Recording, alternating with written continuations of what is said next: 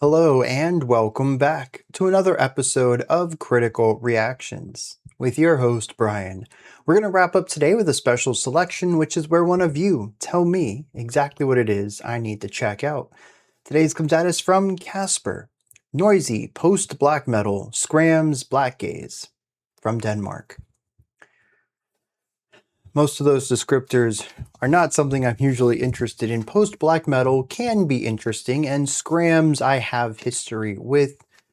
Blackgaze, I'm kind of 50-50 on some of the stuff I've heard. We're going to be checking out the artist Dødsbo. I hope I pronounced that correctly, though I think I'm a little off on the first vowel sounds. East-West Axis is the name of the track. Let's kick it.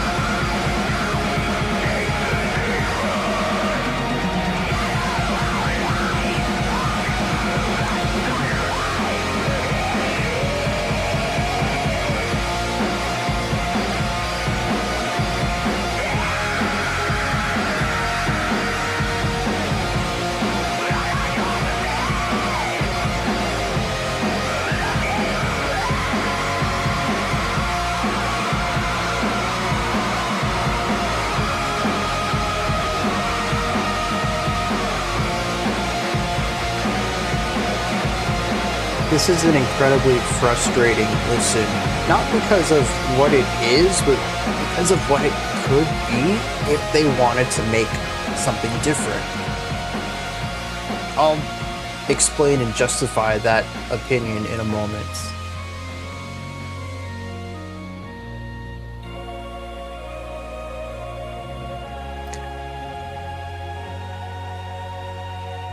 But this is not the finale.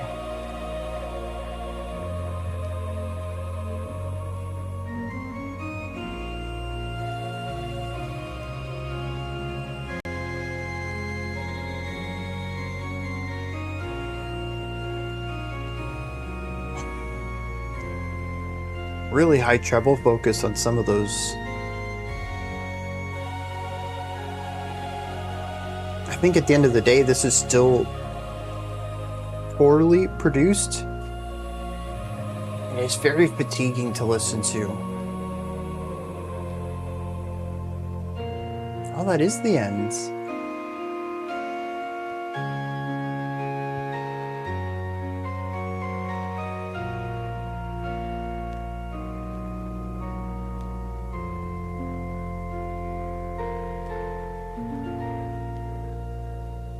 Dude, that just makes it even more frustrating, honestly. And it's not that the music itself is frustrating to listen to in that I don't enjoy it. Like I was mentioning, I do enjoy what's on the paper. The first thing here, though, that it's pretty undeniable, is the compression on this track. This is incredibly low fidelity, and one of the first things I picked up on was just how much white noise exists around the band, how muffled and hidden the snare and bass kicks are in the mix, how non-existent the bass guitar is, if there even is one. I can hear the guitars because the chords they're playing kind of pierce through this static, but the static is an undeniable component of the atmosphere of this track. That high level of compression, of shaving off character and replacing it with noise, is a key element to the vocal production as well. I think that there's some really cool vocal parts in here, but honestly, I can't connect with them because of uh, the erasure of all of the human components of it. It is a pale imitation of the pained screaming that screamo, and I'd even say depressive black metal, they're very much similar here, excel at. This takes the technique and removes the human component. There's parts in here where I really wanted to engage with the vocals. Not even like on a lyrical side, because there's no way I could understand a single word in this. But from the production side, I could imagine listening to the way that this dude's screaming, of hearing stuff similar in screamo, in post-hardcore, even at times in depressive black metal. And really feeling the character as the scream itself has variety to it. One of the things that these three genres have in common is a general lack of precision to the vocal harshes. There's a rawness to them. There's variability. There's, taking a note and then sliding it into a harsh, the slow addition of cracking of the voice until it becomes fry, then pushing that to the further extent until it's a full scream. There's parts where I heard that sort of transition in here, sort of flipping back and forth between bouncing around the vocal crack with a sort of clean vocal to it and the full harsh. But the thing is, all that variability, all of that rawness, all of the human imperfection to it is erased. The high compression cuts off all of the shifting elements and makes it just a single rectangle of sound in like a audio visualizer. All of the unique components from moment to moment, the variability in the vocal elements is erased. It just sounds like white noise at times. To me, that's the most frustrating part. There is an over-dramatic element of theatrics to this vocal performance, but all of that is erased to create the aesthetic of this lo-fi sound. Now, of course, this is all subjective. Some people will listen to this and enjoy it more or connect with it more than, say, a traditional screamo track. But I'm the opposite. The lack of humanity in here ruins this for me, at least on a subjective level. Artistically, thematically, maybe this is about feeling trapped within a space. If that's true, then this entire presentation absolutely sells what they're trying to get across. Maybe even the depersonalization of all of it, the removal of the humanity, is a core aspect of the choices that went into creating the production that it is. It is quite possibly that objectively this was the right way to go about it, or maybe more specifically, one of the right ways, or one of the more correct ways to approach this theme auditorily. But all those choices made it less interesting for me to listen to, something that I might appreciate artistically from arm's length, but would probably not listen to again due to my lack of emotional connection to it. Because on the other side of emotional connection, there's just the composition of it, and I'm gonna be completely honest, there's not a lot going on here. The drums are black metal drums, very rigid drumming patterns, not a lot of syncopation or variability. It's usually, we're doing eighth notes, so it's just lock into the eighth notes. We're doing 16th notes, lock into the 16th notes. It really is supposed to be creating this heavy, monolithic, oppressive environment, which works well with the atmosphere compressing down around the band, this feeling of being trapped somewhere. The monolithic nature of the rhythms help with that. We also have the monolithic nature of the guitars, which are pretty much like the drums, either constant eighth notes or constant 16th notes, usually playing some sort of riff based around chords. It is very much so, unlike the screamo adjacent vocals, a very blackened, very metallic track in general, particularly from the perspective of the instruments.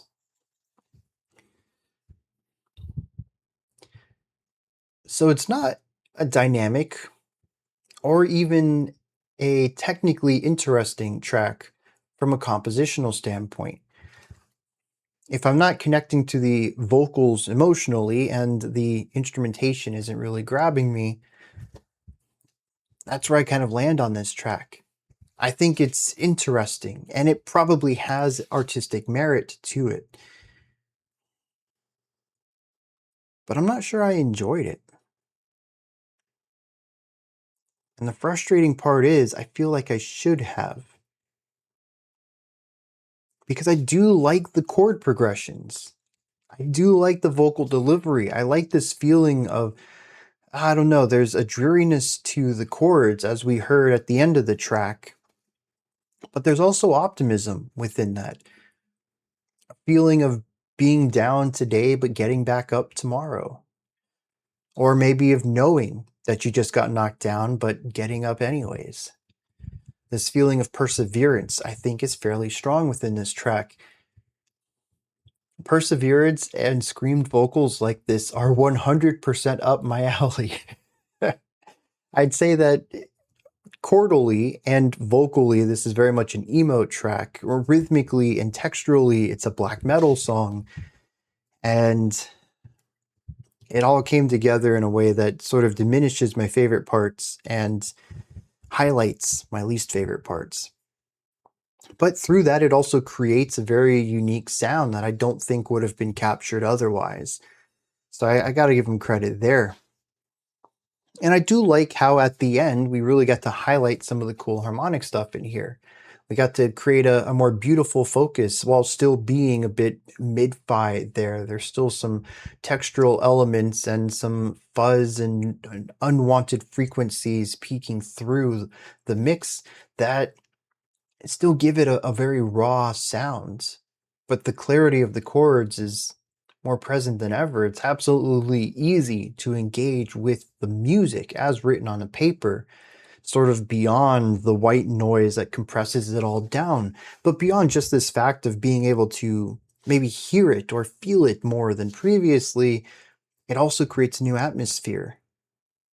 It is still compressed, but nowhere near as much. There's an opening up of things and a beautifying of the sound, if you will, moving from those super crunchy guitars into these synthesized pads. Sometimes feeling like they're leaning towards keyboard sound, other times feeling completely digital. But it's easier than ever to feel this, to feel like you have pushed outside of something that was compressing you earlier. There's still an exterior force, but it's nowhere near as heavy. The pressure is alleviated. And I wonder how all of this comes together. Let's check out some lyrics on this track. We'll see what's going on there. Can't find any lyrics. So I went and looked up a little bit else about them since I scoured the net and found a few places of theirs. They released a very short EP, just 3 tracks long, November of 2023. This is a single after that from 2026, June, just about a month ago. So they've been around for a handful of years right here, but I've only released 4 tracks so far. Definitely a bit of a smaller band. If you want to go support them, if you enjoyed this, I would definitely do that. They're so new, in fact, that Metal Archives doesn't even have them. And that's about it that I have for this then. Without lyrics, I have a really tough time trying to piece all of this together, but I can only assume that my interpretation in here is at least somewhat valid, if nothing else than my read on it, even if there is no authorial intent behind it. So I'd like to extend the mic over to y'all then. These are my thoughts on Dødsbo's east-west axis. What did you think of this? Do you have your own interpretation on this track? Let me know. Put all of that, as well as anything else you'd like to add, into the comments section below. Above that, in the description box, is a link to Linktree. You can find my stuff in there. Given that this group seems to be rather small, I'm also going to have any links I can find to them in there. If you could, like, subscribe, and ring the bell if you head on over to any of their stuff. Like, subscribe, thumbs up, stars, buy a single if you head on over to their Bandcamp or on Qobuz. Show them some love from this community here. Until next time, remember to be critical, not cynical, with the music you listen to, and have a fantastic morning, afternoon, or evening, whenever you choose to watch my videos.